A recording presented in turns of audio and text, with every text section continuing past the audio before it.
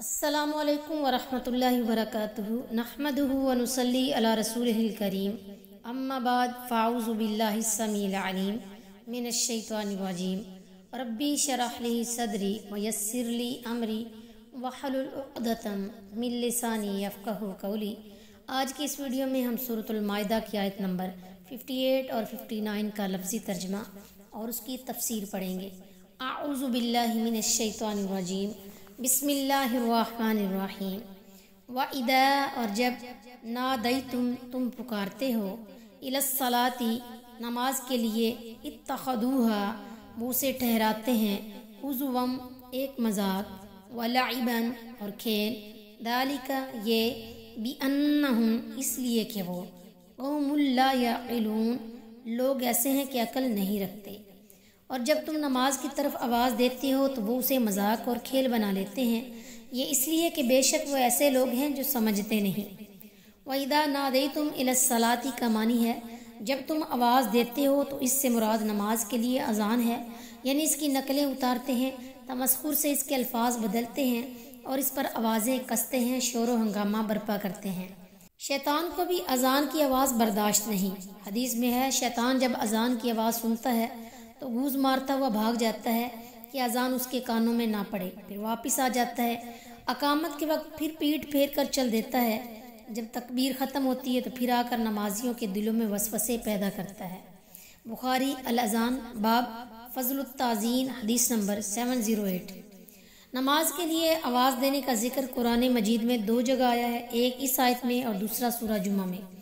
اسی ندا کو اذان کہتے ہیں، مگر پورے قرآن میں نہ اذان کا طریقہ بیان ہوا، نہ اس کے کلمات اور نہ اس کی اوقات۔ یہ آواز کیسے دی جائے، اس کے لیے حدیث رسول صلی اللہ علیہ وسلم سے رہنمائی لینا ہوگی۔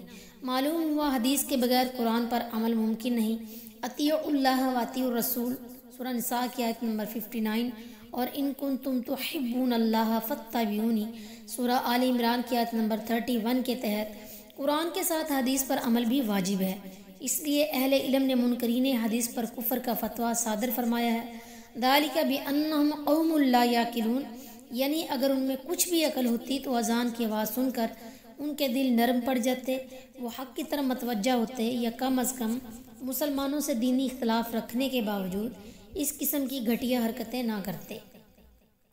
قل آپ کہہ دیجئے، یا اہل الکتابی اے اہل کتاب، حل تنقمون کیا ضد رکھتے ہو، منا ہم سے، الا مگر، یہ کہ آمنا ہم ایمان لائے، باللہ اللہ پر، وما اور جو، انزلا نازل کیا گیا، الینا ہماری طرف، وما اور جو، انزلا نازل کیا گیا، من قبل اس سے قبل، وان اور یہ کہ، اکثرکم تم میں اکثر، فاسقون نافرمان ہیں۔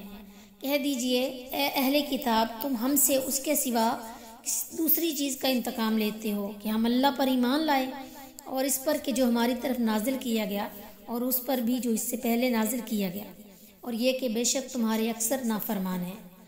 وما انزل من قبل یعنی پہلی کتابوں پر جیسے تورات، انجیل اور زبور وغیرہ۔ مطلب یہ ہے کہ تم جانتے ہو کہ ہمارا ایمان انہی چیزوں پر ہے جنہیں تم بھی صحیح مانتے ہو، پھر تم ہم سے کس بات کا انتقام لیتے ہو، اور ہمارا کیا عیب ہے جس کی وجہ سے تم ہم سے دشمنی رکھتے ہو۔